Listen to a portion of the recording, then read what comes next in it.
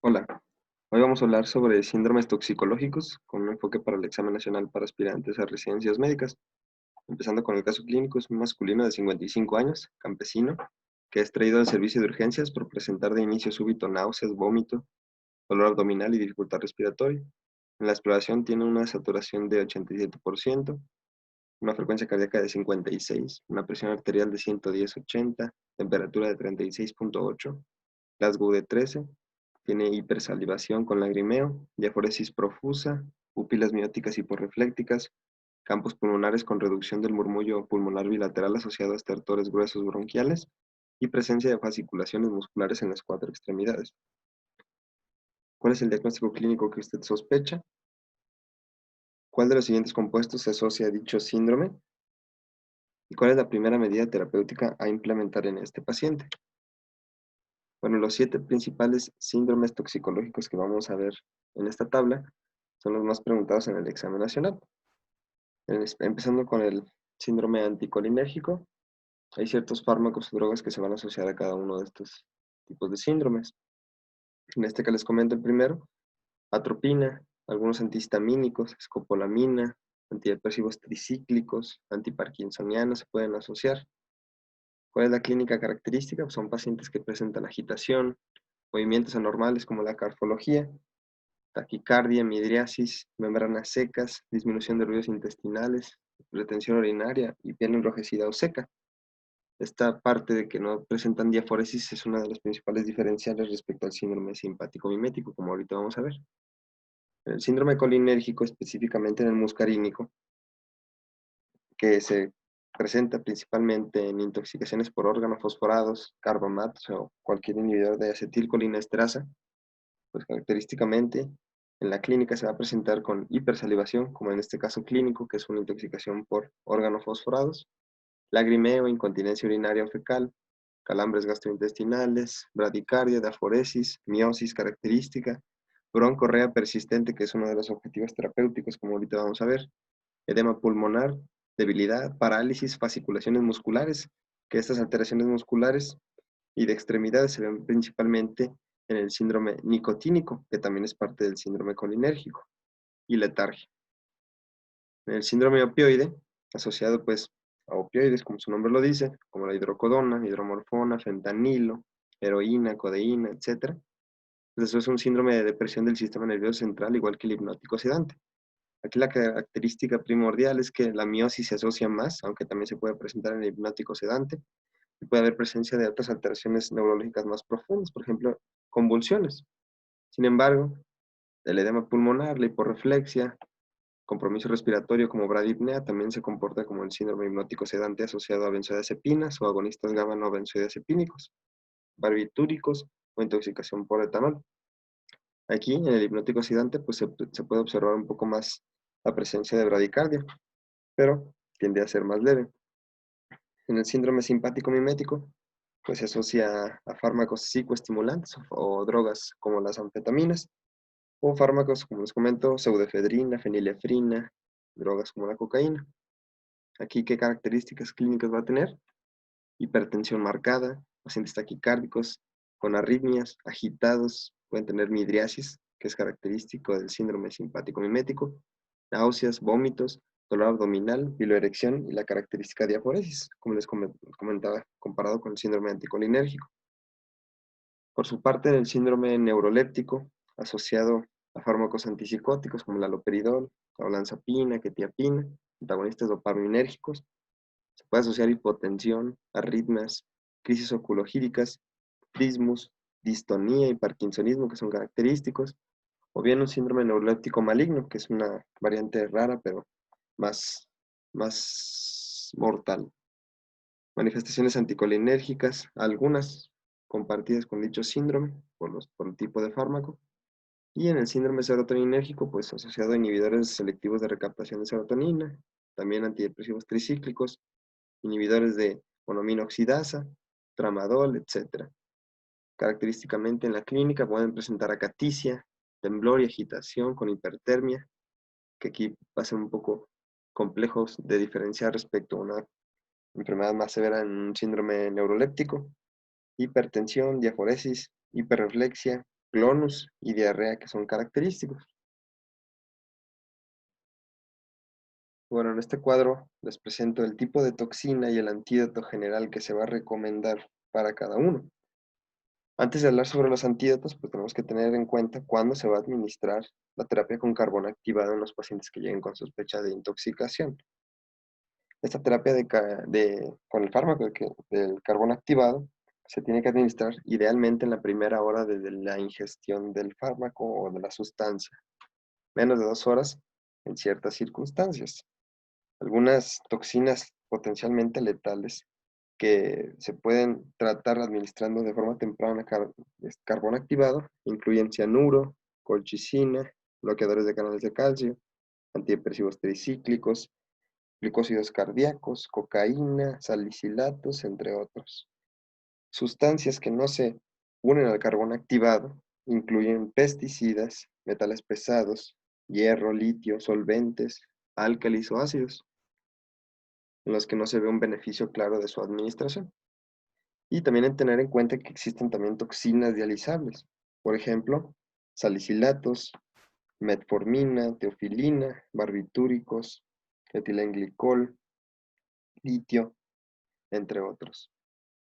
Bueno, hablando específicamente ya sobre cada tipo de intoxicación, vamos a hacer hincapié de las más importantes que les pueden preguntar en el nacional, por ejemplo, en la intoxicación por paracetamol. Esta, pues depende de la dosis que se ingiera. Regularmente en adultos, una dosis aguda o de ingesta aguda por arriba de 7.5 a 10 gramos o en niños de 150 a 200 miligramos por kilo, se asocia a un alto riesgo de hepatotoxicidad o toxicidad por este fármaco.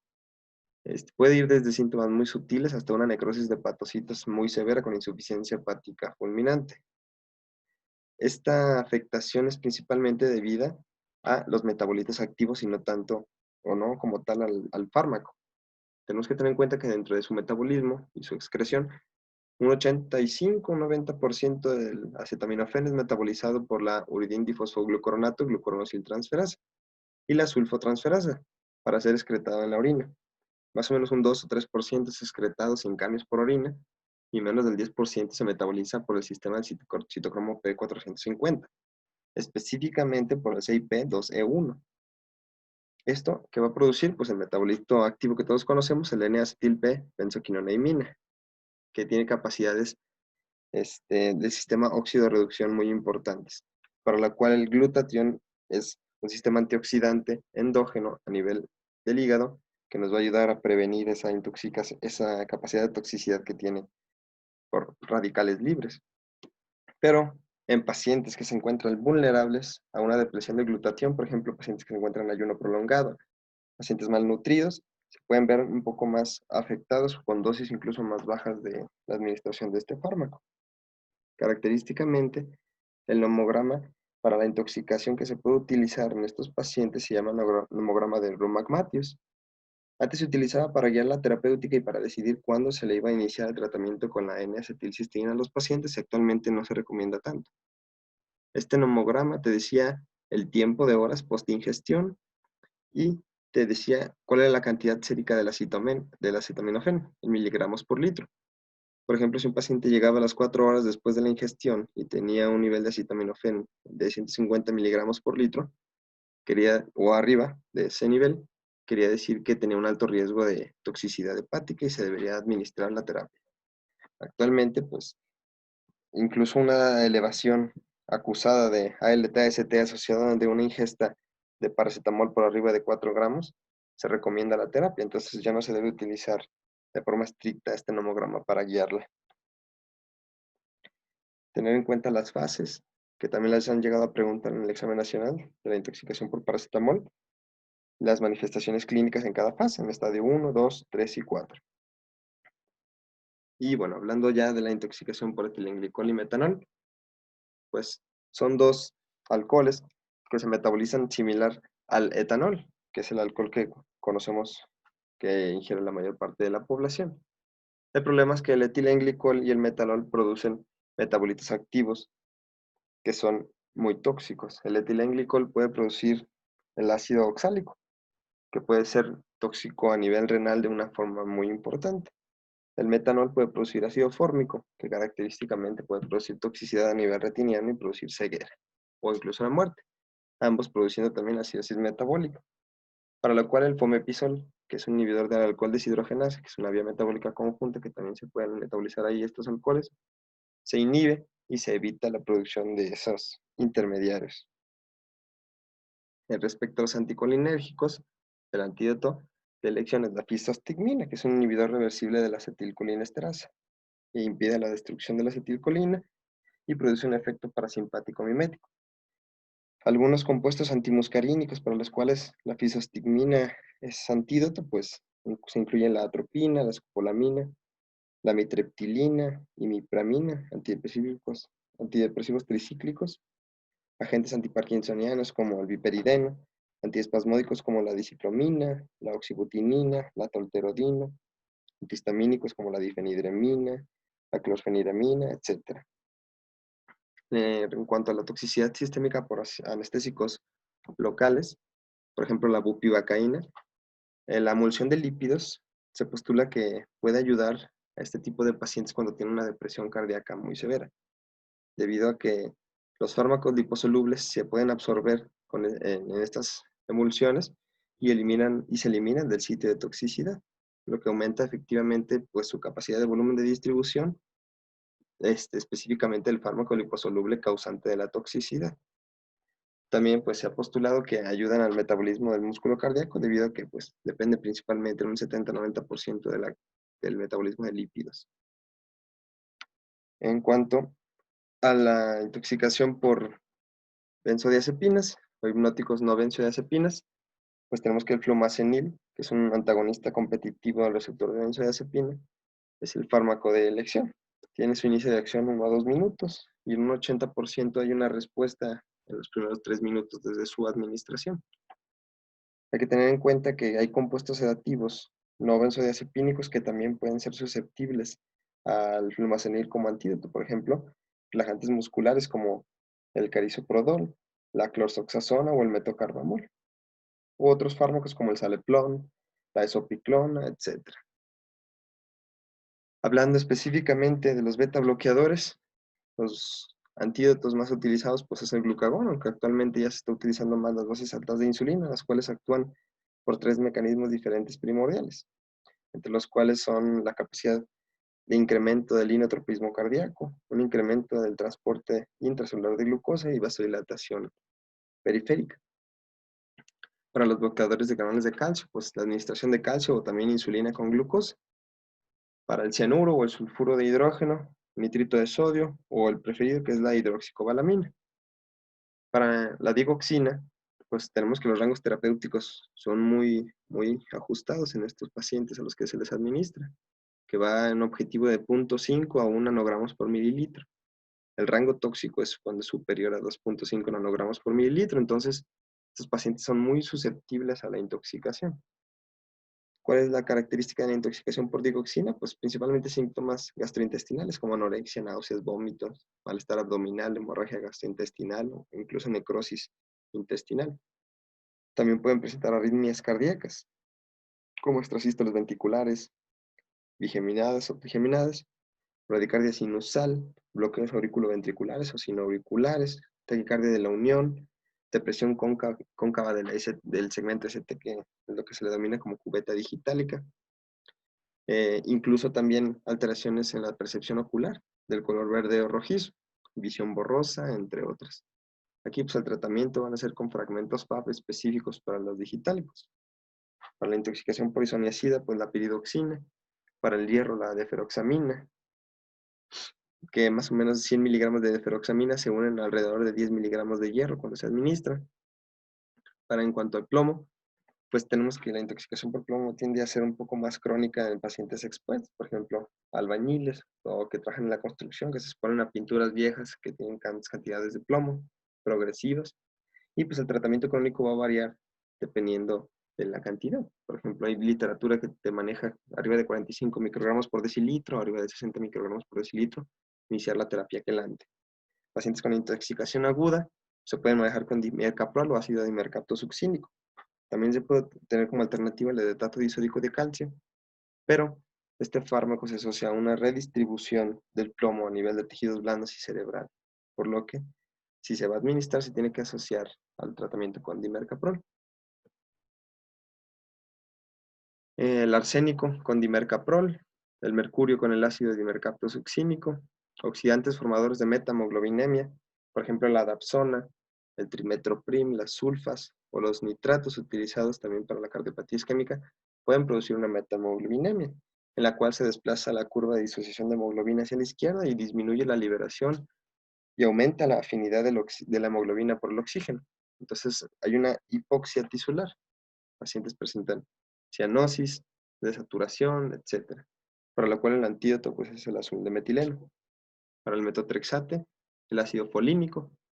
Para el síndrome, los neurolépticos y también el síndrome neuroléptico maligno, pues esto se va a caracterizar por un bloqueo excesivo de los receptores dopaminérgicos, como vimos hace un momento, una disregulación hipotalámica que produce una disregulación de la temperatura general y produce hiperpirexia, también un antagonismo de la vía nigroestriatal que produce rigidez y también un antagonismo de la vía mesolímbica cortical que causa una alteración del estado mental, característico del síndrome neuroléptico maligno, que es la fase más severa de esta intoxicación por neurolépticos. Este síndrome se va a manejar de acuerdo a los criterios de Woodbury. Por ejemplo, un estadio 1, que es un parkinsonismo inducido por este tipo de fármacos, se puede tratar específicamente únicamente con benzodiazepinas como lorazepam. En casos más severos, por ejemplo, un estadio 5 de Woodbury, en donde ya hay una alteración severa del sistema nervioso central, aparte del manejo de soporte, se pueden utilizar medicamentos como el dantroleno y la bromocriptina, como refiere aquí en la tabla.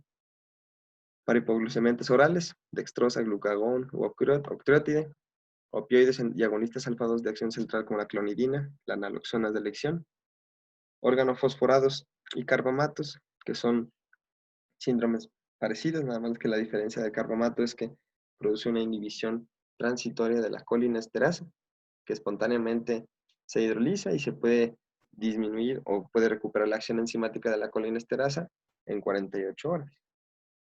Estos pacientes de primera elección se van a ser tratados una con terapia de soporte, como en este caso clínico, la oxigenoterapia, y dos, de primera elección y en primera ponderancia, la atropina, debido a que este paciente, por ejemplo, en el caso clínico, tenía un alto riesgo de presentar una hipoxemia por una afectación de broncorrea y broncoconstricción asociada a la inhibición de la acetilcolinesterasa y la estimulación de la acetilcolina a nivel de los receptores muscarínicos. Entonces, la atropina a dosis altas, de 2 a 5 miligramos cada 3 a 5 minutos, se tiene que administrar, siempre viendo que las secreciones respiratorias se vayan aclarando y que haya un cese de la broncoconstricción, que son los principales marcadores de un éxito a la terapia y por lo cual se debe de guiar la terapia. No tanto sobre la respuesta de taquicardia, midriasis, porque pueden ser factores confusores. También, pues, como la atropina no se une específicamente a los receptores nicotínicos, es inefectivo para el tratamiento de la disfunción neuromuscular a ese nivel, por lo que las oximas, como la pralidoxina o la vidoxima, se van a tener que administrar. Pacientes con intoxicación por sulfonilureas, pues el octreotide de elección. Para antidepresivos tricíclicos, el bicarbonato de sodio, debido a que estos fármacos afectan la conducción cardíaca por bloqueo de los canales rápidos de sodio. Esto puede llevar a una amplitud y duración mayor del potencial de acción y un aumento del periodo refractario, que condiciona pues arritmias. La más frecuente que se ve en esta intoxicación, pues, las taquicardias ventriculares. Entonces la estabilización de la membrana es fundamental en esta terapia para el bicarbonato de sodio. Para el ácido valproico, la L-carnitina, y específicamente para el síndrome serotoninérgico, pues aquí va a variar. Cuando son es un síndrome más leve, donde predomina el paciente que se encuentra inquieto, que presenta hipertensión, taquicardia o que presenta fiebre, pues las benzodiazepinas son de primera línea. Para pacientes que persisten con agitación, que todavía no tienen, que ya presentan estabilización de signos vitales, se puede administrar la cipreptadina o la clorpromacina, teniendo en cuenta que la clorpromacina Se encuentra contraindicada en pacientes con hipotensión. Gracias.